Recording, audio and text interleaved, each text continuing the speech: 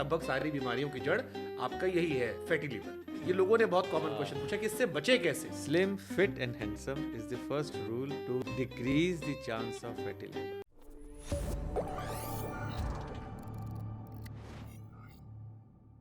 बहुत इम्पॉर्टेंट मसला एक है लाइफ का।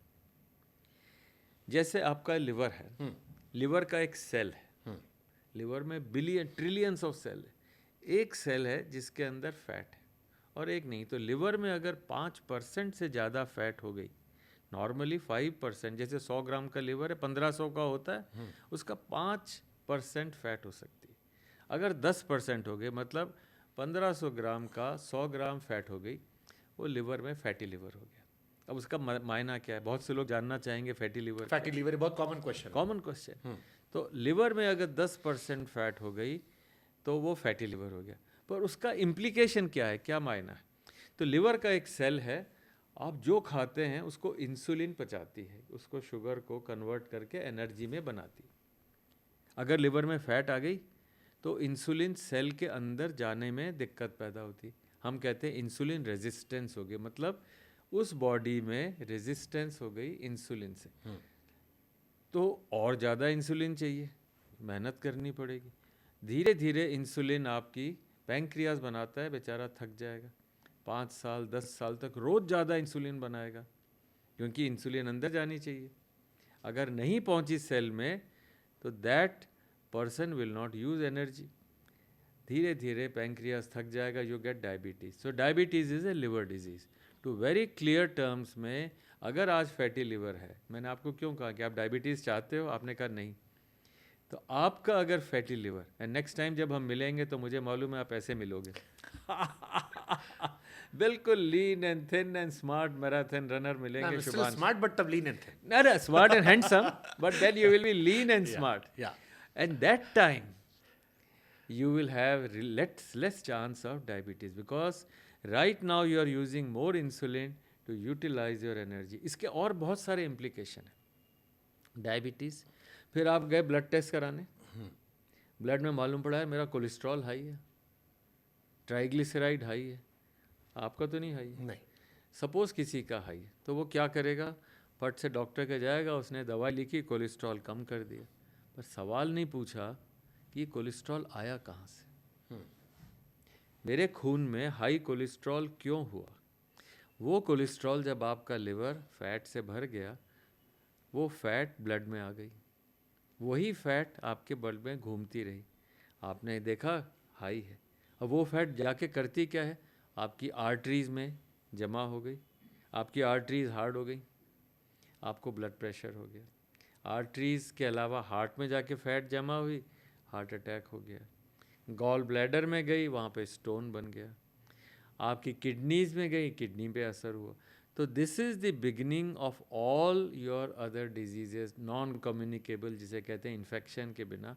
It is a root cause. Brain में गई, स्ट्रोक का रिस्क बढ़ गया। वही fat, it's like a molten iron, गरम लावा की तरह वो है बॉडी में। कैंसर सारे उससे रिलेटेड है। To just put it in perspective, fatty liver is the core for all other diseases. तो अब आपको अपना चेक कराना है शुभांश, और ये देखना है कि फैटी लिवर, शुभांकर, कि मेरे नहीं है फैट, एंड इफ है, गेट रिड ऑफ इट। अब सर आपने ये तो एक दो चीज़ें आपने अच्छी बताई। एक कि लिवर जो है वो बॉडी का लिवर है, अगर आपने उसको ठीक रखा तो आपकी ज़िंदगी तो ज़रूर तंदुरुस्त रहेगी। अब पॉइंट लोगों के मन में आता है कि आपने ये तो बता दिया इससे क्या क्या बीमारियां होने वाली हैं, लगभग सारी बीमारियों की जड़ आपका यही है, फैटी लिवर। बचे कैसे? क्योंकि ये लोगों ने बहुत कॉमन क्वेश्चन पूछा कि इससे बचे कैसे। समस्या तो पता लग गई, निदान क्या है? फैटी लिवर का निदान मैंने आपको एक सिंपल फार्मूला बताया, जरा रिपीट करिए। क्या? हाइट माइनस आपका जितना हाइट माइनस 100, हाइट माइनस 100, तो 170 में से कितना घटाया? 100। तो वेट कितना होना चाहिए? 70। और अगर फैमिली हिस्ट्री है तो कितना घटाना है? 105 या 7। तो पहला रूल है, first rule, should not deviate, is your weight. Slim and fit and of course handsome. Slim, fit and handsome is the first rule to decrease the chance of fatty liver. And second, of course, you have to see that you are not genetically manufacturing defect. अगर मतलब sorry to से parents, manufacturing defect का मतलब नहीं है माँ बाप से आप जो लेकर आ रहे हैं, माँ बाप से अगर आपको मिला है तो आपको एक्स्ट्रा केयरफुल होना है। उस समय 100 में से 170 में से 105 हटा देना बहुत ज़रूरी। फिर उसके बाद में अपनी वेस्ट कहाँ होती है ज़रा बताइए आप। हाँ, ये हिप और ये वेस्ट। तो फीमेल्स में वेस्ट और हिप का रेशो कहते हैं पतली कमरिया, वही पतली कमरिया वाला हाल है। तो अगर आपकी वेस्ट और हिप का रेशो 0.7 फीमेल में, मतलब 28 इंच की कमर और 40 की वेस्ट, तो कितना हुआ? 28 को आप 40 से डिवाइड किया तो 0.7 हो गया। For a female it has to be waist to hip ratio is 0.7 and for man it can be 0.9। तो इसका मतलब क्या हुआ? जब नेक्स्ट टाइम आप कपड़े खरीदने जाएंगे तो आप याद रखिएगा इसको कि do not fit jeans on to you. यार मुझे वो 40 वाली वेस्ट वाली देना, fit into the jeans. Super. Fit into the jeans. A man with a waist of more than 90 centimetre is unhealthy. चाहे आपकी बॉडी पहलवान वाली भी हो, हमारे यहाँ हैं इतने अच्छे फिजिक वाले आपके कैमरामैन भी हैं, पर याद रखिए कि कमर आपकी for a female and male, the waist to hip ratio for a female is 0.7 and for a man it is 0.9. For a female the waist should not go above 80 centimetre. 80 centimetre से ऊपर की jeans नहीं खरीदनी। दर्जी को कह दीजिएगा कि अगर मैं कहूँ तो भी मत बनाना मेरे लिए। और मेल की किसी हालत में 90 से नहीं। और मैंने पहले आपको बताया ना, मैं एक बहुत मेरे दिल के करीब एक बात है, एक पॉडकास्ट नाइयों के लिए, बार्बर्स के लिए कर दीजिए। कर देंगे 100%। कि सारे बार्बर अगर सिर्फ जब बाल काट रहे हों, तो हर 4 हफ्ते पे जाते हैं, बाल काट रहे हैं और ये देख लें कि यार इस बंदे के मस्से हैं या ये काली लाइनें हैं, सिर्फ बार्बर ये कह दे कि भैया, नाई कह दे कि यार तुम चले जाना किसी भी डॉक्टर को दिखा लेना, लिवर की फैट और हेल्थ चेक करा लेना, मेरा जीवन सफल। और भारत के अंदर सब लोग डॉक्टर बन जाएंगे, किसी को डॉक्टर सरीन की ज़रूरत नहीं। मैं ये क्लिप काट के देश के सारे नाइयों को टैग करूंगा, बिल्कुल करूंगा। बिल्कुल नाइयों को टैग करना है, क्योंकि और दर्जियों को भी, हाँ, कि मत बनाना तुम जीन। वो कहता रहने दो उसको, जब तक फिट नहीं हो गए तो मैं कपड़े नए नहीं मिलेंगे, पुराने में घूमो। काम हो गया। Super super. 2 ही लोग हैं जो हमारे उसको ठीक कर सकते हैं।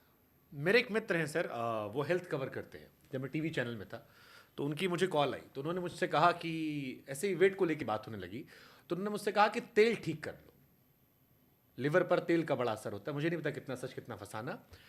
तो उन्होंने कहा कि जो उन्होंने उदाहरण दिया कि कोई भी समस्या होती है तो हम पहले लिक्विड डाइट पे आते हैं। तो अगर आप कोई भी तेल इस्तेमाल करते हैं, लेकिन बदल बदल कर इस्तेमाल मत कीजिए, एक तेल कोई भी इस्तेमाल करेंगे तो आप कंपेरेटिवली फिट रहेंगे। क्या इससे इश्यूज होते हैं जो लोग बाहर खाना खाते हैं या जो अलग अलग तेल खाते हैं? इससे भी तेल की बात क्यों, घी की क्यों नहीं करते? घी आपके मायने में खराब चीज़ है? नहीं।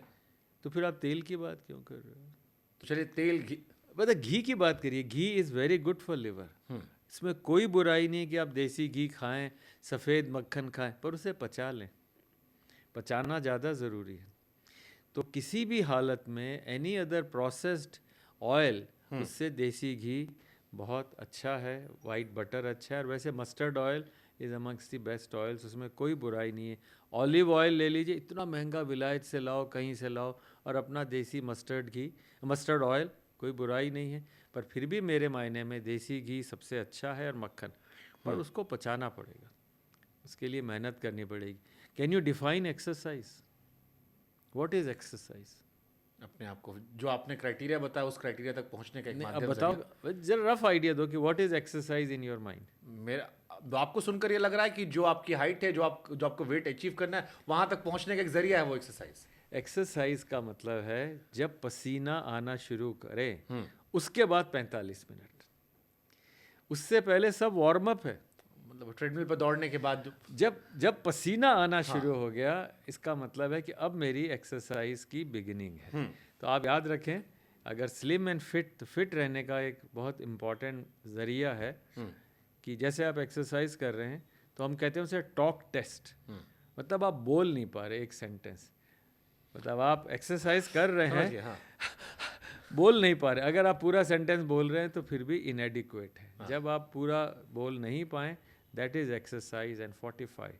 भगवान को इतना 24 घंटे दिए, 1 घंटा अपने लिए निकालना बहुत ज़रूरी है। पर जैसे सर बहुत सारे मिडिल क्लास फैमिलीज में जब मैं बात करता हूँ, जैसे मेरे फादर ही हैं, अब वो वॉक बहुत करते हैं, मैं उनसे जब बात करता हूँ तो पूरे दिन वो वॉक करते हैं अपनी जॉब पे, बट वो हेल्दी हैं। और उनके आसपास कई लोग ऐसे हैं, जब वो अपने टेस्ट करवाते हैं तो मोस्टली टेस्ट में उनको ऐसी कोई बीमारी नहीं है अब तक, बट उनका वेट है और दे स्नोर ऑल्सो। ये स्नोरिंग का एक बड़ा कॉमन क्वेश्चन मेरे पास आया था कि क्या स्नोरिंग का भी डायरेक्टली लिवर से कोई रिलेशन है?